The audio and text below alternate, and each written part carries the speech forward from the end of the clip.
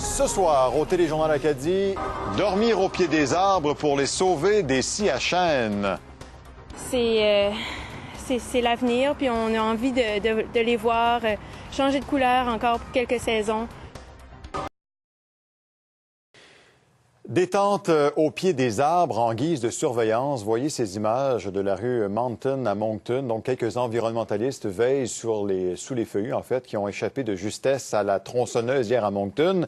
Elle prend de l'ampleur, cette vigile, Nicolas, mais elle ne va pas durer, hein?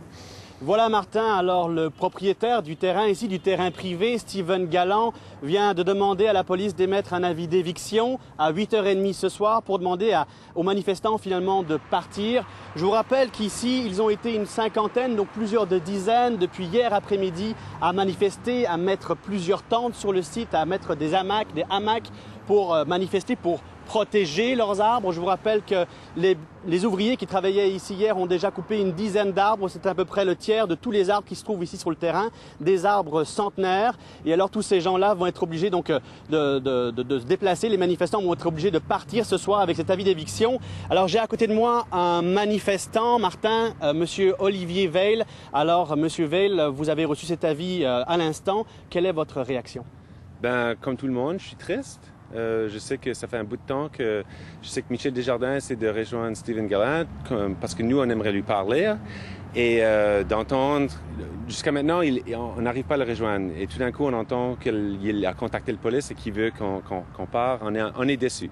Alors, qu'est-ce que vous allez faire exactement ce soir à 8h30, à 20h30, quand la police va vous demander de partir? Ben, nous, c'est simple. Je veux dire, on est quelques centaines parmi la ville qui est au courant de ça et on va s'organiser pour qu'il y ait toujours du monde ici. Donc, même si la police vient, ça serait vraiment dommage qu'ils fassent ça. Mais s'ils enlèvent du monde, il y aurait d'autres monde à venir prendre leur place. Puis ça continuera pendant la nuit, puis pendant la journée demain, puis pendant le mardi aussi.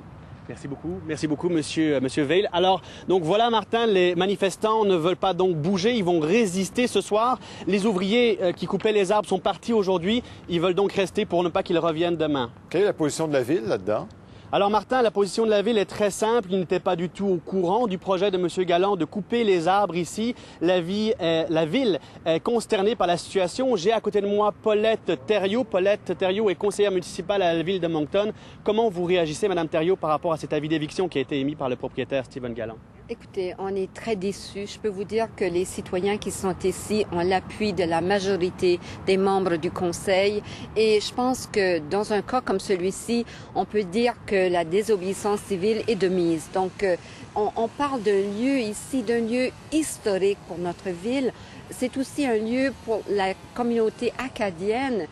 C'est ici où on a reçu nos premières éducations comme Acadiens. C'est un lieu où c'est beau, c'est bien. Donc, ce qu'on aimerait surtout, c'est de pouvoir ouvrir le dialogue avec le propriétaire. Et jusqu'à maintenant, on n'a pas pu le faire. Donc, c'est très important qu'on puisse le faire. Merci beaucoup, Mme Thériault. Alors, vous le voyez, Martin, même la ville de Moncton est derrière les manifestants. On invite à une forme de désobéissance citoyenne. Ah oui. Je vous rappelle également, Martin, que la ville a un peu les poings liés dans cette situation-là parce que c'est un terrain privé. Il n'y a aucune règle à la ville de Moncton qui protège les arbres sur un terrain privé comme celui-ci. Les citoyens vont rester tant et aussi longtemps qu'il le faudra. Et on prévoit déjà mardi prochain, au retour du long congé férié, de descendre à la ville de Moncton pour demander à ce qu'on resserre les règles concernant les terrains privés. Merci, Nicolas. Je vous en prie. Oui, en effet, appel à la désobéissance civile fait par la ville, c'est quand même pas banal. En tout cas, chose certaine, les commentaires de désolation abondent actuellement sur Facebook et sur Twitter. D'ailleurs, vous pouvez échanger avec moi sur le sujet. Vous voyez l'adresse présentement. On va suivre ce dossier au cours des prochaines heures, évidemment.